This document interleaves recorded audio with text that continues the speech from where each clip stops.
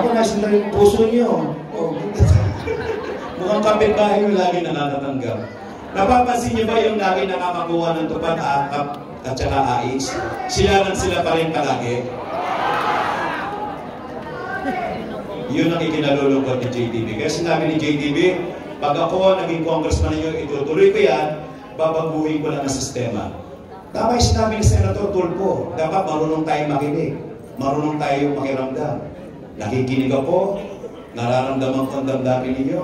Kaya sabi ko, pag binigyan ako ng pagkakataon na maging congressman nyo, itutuloy ko yan, pero babaguhin ko yung sistema. Ibig ko sabihin, hindi ko gagawin yung nakakaugalan ngayon dahil leader kita. May 5 ka. Coordinator kita, 10 ka. Maingay ka sa social media, 15 ka. Ikaw, talagang pinagtatagod, 30 ka. At ang tendency ng mga binibigyan, hindi ko naman ilalahat po, yung iba ay pinamamahagi naman ng tama. Pero karamihan, sa mga binibigyan ng 5, 10, 15, 20, siyempre nag-attempt. Binigay sa kanya eh. Kung 6,400 ang tupad. 10, meron siyang 64,000. Kaya ang nangyayari, yung binigyan, kakausapin yung kaibigan niya, pare, bibigyan ka ng tupad 2,000 ka lang dyan Tama? At sabi ng kaibigan, 642 bakit 2,000? Ayaw mo.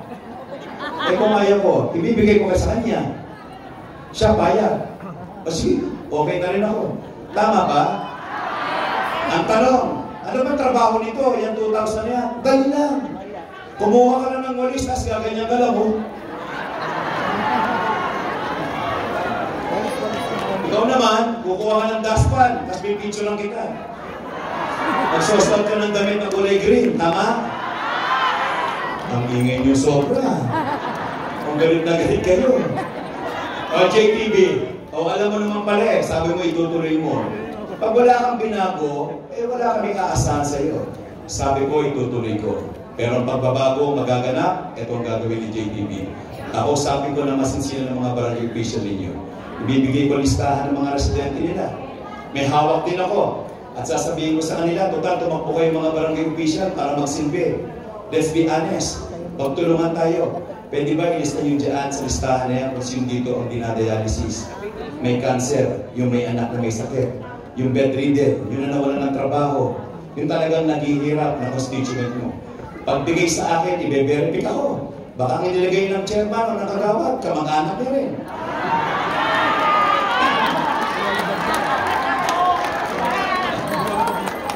Ibe-verify ako. Pagbalik sa akin ng sekretary ko, Congressman, tama po. Dinadialysis mo po itong 3. Nakakawa yung dinadialysis. Pag dinadialysis ka po kasi, 3 beses, 1 linggo. 3,000 isang session, pinakamura. 3 beses isang linggo, 9,000 a week. 18,000 in 2 weeks. And 36,000 in a month. Kung wala kang perang 36,000, ilalaban mo ba yung asawa mo na mabuhay? Yung nanay mo, tatay mo, lalo na yung anak mo, ang bigat sa loob, wala kang magawa, wala kang 36,000, 42,000 para ipadialysis. Tapos magpupuntahan ka, natatanggihan ka pa. Ano ba't mabigyan ako ng pagkakataon na maging congressman ninyo? Kaya titiyakin ko na unang babaksakan ng mga financial aid dito, walang iba kundi yung mga taong talagang nangangailangan ito sa inyong mga barangay. Scholarship, may kumakalat. Baka pag nag-iba, mawala na raw ang scholarship o para magkaroon ng kaliwanagan. Pag tayo naging congressman ninyo, yung scholarship po, itutuloy po lahat ni JTB Villanueva ang scholarship. 85 ang average pasok. Pero, may dadagdag ako. Ang ibig ko sabihin, kung ang grade niya 84, 83, 82, 80, kahit palakol, basta mahirap at gustong mag-aral, tutulungan po ni Joel JTB Villanueva. Naranasan ko nga pag-aralin yung sarili ko Bakit ko sasayangin yung pagkakataon? Kaya nga sabi ko, sa 4 na naglalaban ng congressman, ako lang ang nakaranas na maging working student. Ano yun? Sapagkat nung ako'y estudyante, ang nanay ko, si Ali Linda, Ang kausap niya araw-araw, Bombay. Hindi po si DJ. Makabagong Bombay na po ito eh. Yung mga klase ko na mayroong turban, nakamotor, may payong, may kulambo, may kumot yun. Kausap lagi ng nanay ko at sabi ko sa nanay ko noon, Ma, nakakahiya naman, araw-araw kausap mo Bombay. Sabi sa akin ng nanay ko, anak, pagdating ng panahon at naging magulang ka, doon mo malalaman na gagawin lahat ng magulang, makakain at mabuhay lang ang kanilang mga anak. Sa hirap ng buhay namin, dahil lagi namumutang ang nanay ko, yung dalawang kapatid kong sinusundan ko, tumigil ang pag-aaral. First year college, second year college. Pagkatrabaho na lang kami. Dahil akong bunso, malamang ganun din ang mapuntahan ko. Kaya ang ginawa ko ng inyong lingkod, nagtrabaho po tayo. Nagbenta tayo ng Beeper 150, ng Pocket Bell, at saka mga sinaunang cellphone, yung malalaki, kala niyo pangkaskas ng yelo. Binebenta ko po yun, 60,000 dati, ang hirap magbenta. Yung pag meron kang ganun, ilagay mo sa may bulsa ng pantalon mo, tatambok ng puwet mo. No, nagbebenta ako pero wala ako nun. Nagtsaga ako. At dahil sa pagkatrabaho ko, nakatapos po ako ng political science. Pagkatapos kong makatapos ng political science, naganap ako ng trabaho, nag-apply ako sa Branch 44, Metropolitan Trial Court sa Pasay City para maging clerk, at ipinagpatuloy ko ang aking pag-aaral ng abogacía. Ibig sabihin, naranasan ko po yung hirap ng buhay na yon. Kaya sinasabi ko sa mga anak ko, kami nagdaan sa hirap ng nanay ninyo sapagkat ayaw namin maranasan ninyo yung pinagdaanan namin kung saan nakaranas ang inyong likod ng ulam, kape, tinitimpla namin magkakapatid, tapos isasabaw namin sa aming sinangag, may ulam na kaming kape. Alam ko, nakaranas din kayo ng gano'n, tama? Naranasan ko rin, na minsan nakautangan nanay ko, nagluto ng pork chop, may natirang mantika after 3 days, kukunin namin yung mantika na yun, meron konting talsik-talsik na mga ano nila, pork chop. Lalagay mo sa platito, lalagay mo ng toyo, isasabaw mo sa kanin mo mainit, may ulam ka na, adobo na walang laman. Naranasan natin kahit toothpaste. Wala po kami. Toothpaste. Bibili ang nanay ko ng asin na malalaking butil, ilalagay sa bote. Isasaw namin ang mga toothbrush namin laso-laso. Bago pumasok, magtutoothbrush kami. Pasok na sa school, tanggal na ang bagat mo. Natatawa po yung mga anak ko eh. Pero sabi ko, anak, yan ang nagpatibay sa amin ng magulang niyo. Kaya kami nagsumika, hindi nila naranasan, at natutuwa ko sa 3 anak namin mag-asawa, kaya naitaguyod namin sa sila. Yung aking panganay, ngayon, isa na po siya, doktor. Yung aking pangalawa, gumagraduate ng legal management, cum laude, sa UST, itinuloy ng abogacía. Next year, kukuha siya ng bar exam, hopefully. And we are praying na maging abogado siya next year. At yung bunso ko, gagraduate this year, fine arts siya, at kaya natutuwa namin mag-asawa, siya ang top 1 student sa fine arts sa buong UST. At ang manaraw sa nanay, tama boss! Kasi yung misis ko, gumaraming naman siya ng physical therapist, cum laude rin siya sa May Fatima College of Medicine. Cum laude. Kaya yung anak ko, cum laude, misis ko, cum laude, si JTB, suma. Sumabit po ako. Pero, in-enroll ko ulit, pinasa ko. Kaya ang hirap nung nag-aaral ka. Mula Pasay, nakasabit ako sa jeep. Libertad, papuntang FEU. Pagdating sa may FEU, 6 o'clock ang klase namin, darating ako 6:30, basa ako ng ulan, basa ako ng pawis, bit ko ang libro ng abogacía. Tatawagin pa ako sa recitation. Pagkatapos nun, diretso na ako sa bahay, hindi ko nasasakay ng jeep. Lalakarin kong Espanya para makatipid ako ng pamasahe. Pagdating sa trabaho market, diretso sa bahay ko sa vulcanizing shop sa may Enderapende tapat ng Cecil Island. Panahon ng 1990s, walang kuryente, walang tubig. Maghihigip ako, pupunuin ko ang tubig ng banyo namin. Pagkatapos ko mapuno, tsaka pala ako kakain. At pagkakain ko, tsaka pala ako mag-aaral gamit ang kandila. Kaya lumabo ang araw. Natutulog ako ng alas 2. Bukas, pasok na naman.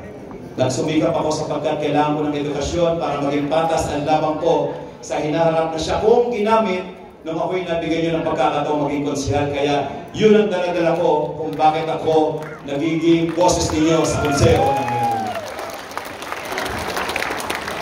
Kaya Sabi ni Yorme sa amin, JTB, mapal siya, huwag kayong magsasalita ng paninira sa kalaban. Tama. Kaya magsasalita lang po ako bilang pagpaalala sa inyo lahat. Ito'y marami na, senior na kayo. Maraming beses na kayong bumoto. Gandaan lang po ninyo ito, kung maalala ninyo. 1998, natapos ang congressman natin noon, na si Congressman Dondon Bagasin, at ang ipinalit natin, isang masipag na konsihal, at ang pangalan ay Councilor Rudy Bacani. Tama po ba? Naging congressman siya 98, 2001, nagre-elect, nanalo. 2004, nagre-elect, nanalo. 2007, natapos si Congressman Rudy Bacani at sabi niya, maraming salamat sa Sampalo. Sa 9 na taon na ginawa ninyo akong congressman. 3 labang ko ang ipinanalo ninyo ako. Tapos na po ako, pero gusto ko pa sana magpatuloy. Kung kaya, pinatakbo niya ang kanyang may bahay na si Madam Butch Bacani. Tama po? Tama. So hindi nanalo si Madam Butch Bacani. Sapagkat ang gusto ng mga taga-Sampalo, bigyan natin ng pagkakataon naman yung iba.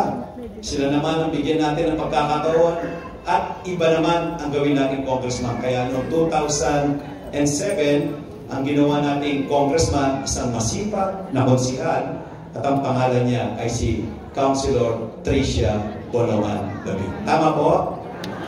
2007, 2010, 2013, nagre-elect, nanalo.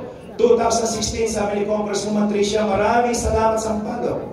At marami tayong mga scholar na napag-aral at napagtapos. At pinagpapasalamat natin kay Congresswoman Tricia yun. Subalit, sabi niya, tapos na po ako, pero gusto ko pang magpatuloy po sana. Kung kaya, pinatakbo niya ang kanyang kapatid, yung kanyang lookalike, na si Ate Annie Bonoan. Natatandaan ninyo? Pero hindi rin siya nanalo. Sapagkat ang gusto ng mga taga-Sampalo, gusto namin bigyan ng pagkakataon yung ibang mga nagsisipag, ng mga konsihal. Yung iba naman, sila naman ang bibigyan natin ng pagkakataon. Kaya noong 2016, ginawa natin congressman isang masipag na konsihal noon at ang pangalan ng konsihal na ito, si Councilor Edward Maceda. Tama po? 2016, 19 nagre-elect nanalo. 2022 nagre-elect nanalo. Mga kadistrito, sa June 30, taong kasalukuyan, tapos na po si Congressman Edward Maceda. Hindi na po siya nag-file kasi end contract na. Pero kagaya ng dalawa, sabi niya, maraming salamat sa Sampalo.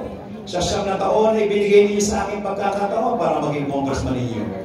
Gusto ko pa sanang ipagpatuloy mga servisyo na sinimulan ko.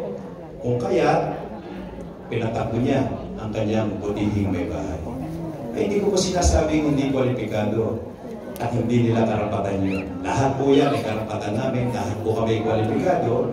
At maraming salamat kay Congressman sa mga naitulong niya sa atin.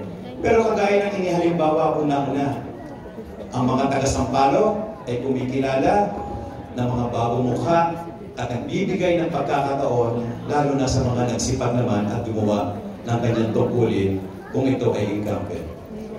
Kaya ipapatawag po kayo nito sa mga darating na araw. Pumunta kayo sa Nazareth, Covered Court. Papatawag po kayo niya. At pag pinatawag kayo, magkakaroon kayo ng pagkakataon, marinig sila. Baka sa patawag na yun, marinig ninyo, sasabihin ng ating congressman o mga kadistrito, baka pwede nyo naman tulungan ito. Siyempre, sasagot kayo. At sasagot kayo, talaga, tutulungan nyo ito. Sa iyo. At siyempre, asahan ko po yan. At siyempre, magpapalakpakan kayo ng malakas. Kasi pag hindi kayo nagpalakpakan, baka hindi kayo mabigyan. Bigayan na. Bigayan na. Uwian na. Yung magkumare, pupunta sa siya. Pagdating sa siya. Mare, magkano? 2,000. Ayos. Paglabas niyo, nakabang sa pintuan. Asahan ko po kayo. Opo. Taluhin niyo. Uwi na kayo sa balik-balik. Habang sinisilip niyo yun, sasalita kayo ng ganito. Pasensya ka na, Congressman. Unang-una, hindi naman namin hiningi ito. Ngalawa, tapos ka na naman. Napagbigyan ka na namin. Pero talaga, magdidesisyon kami pagdating ng May 12. Ibibigyan naman ng pagkakataon at gusto namin maging congressman, si Joel JTB Villanueva.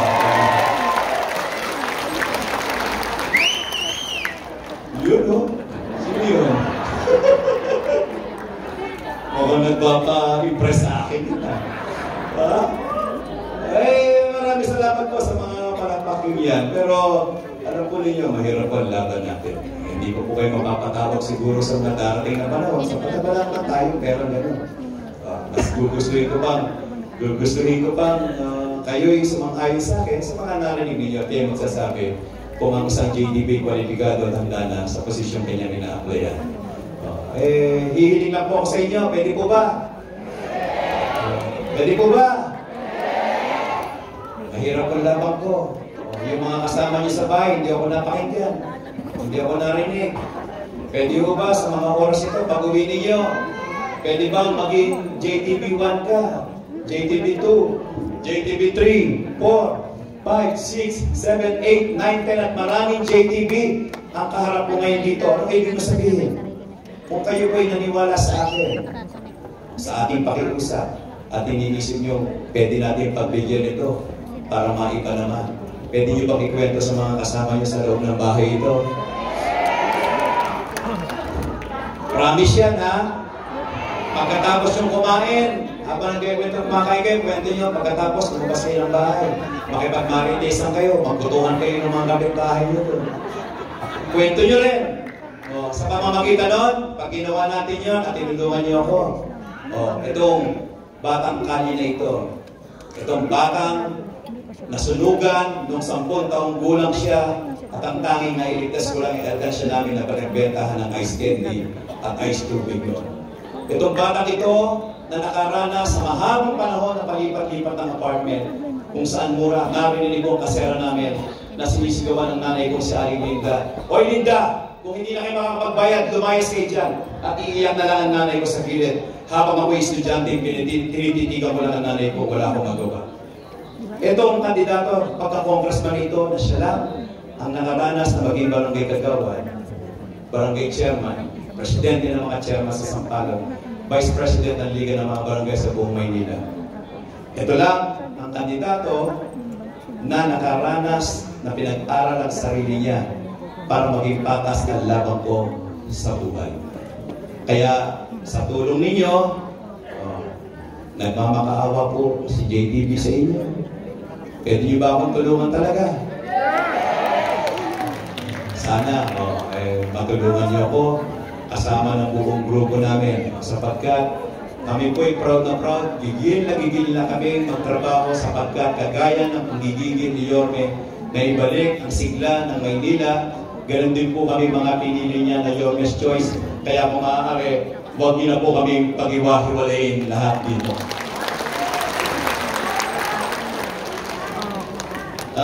May request baka hindi ko na-kwento po, isa lang ha, 2 minutes. Napapansin ninyo habang nagsasalita ako, hawak-hawak ko itong dibdib ko po. Napapansin po ninyo, ilalabas ko po ito. Ito pong suot kong kwintas ay ibinigay sa akin ng isang matanda sa patawag namin. Pagkatapos ng patawag, may lumapit sa akin isang matanda. Niyakap ako ng mahigpit at inabot sa kamay ko ang kwintas na ito. Sabi niya sa akin, JTB, isuot mo ito, galing ako sa Quiapo, pinagdasal ko yan. At ang panalangin ko sa kanya, kung sino ang bibigyan ko ng kwintas na ito, ay magiging matagumpay sa kanyang ninanais sa Hindi ko na po inubad sa akin ito. Kahit natutulog ako. Sapagkat maaaring merong mahalagang bulong yung matandang nagbigay nito sa akin. At lalo nagpakilabot po sa akin yung matandang nagbigay nito.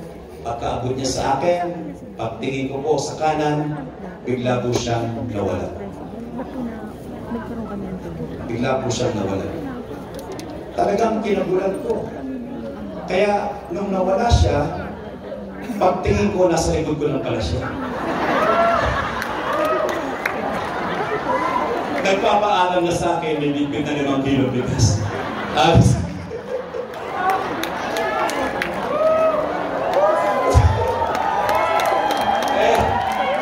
hindi, nagulat din ako eh. Ha? Napakros ako yung pala nasa likod, pauwi na. Pero totoo po ito. Kaya susunod ko. Ibig sabihin, mga maliliit na bagay, hindi ko kilala, pinapalagaan isang batang kalye na nagsasalita sa inyo. Kaya muli po, magandang hapon sa inyo lahat. Kami po, ang Your Best Choice sa Sampaloc, ang ismisigaw natin, Sampaloc, Manila. God first. Maraming salamat. Maraming salamat po.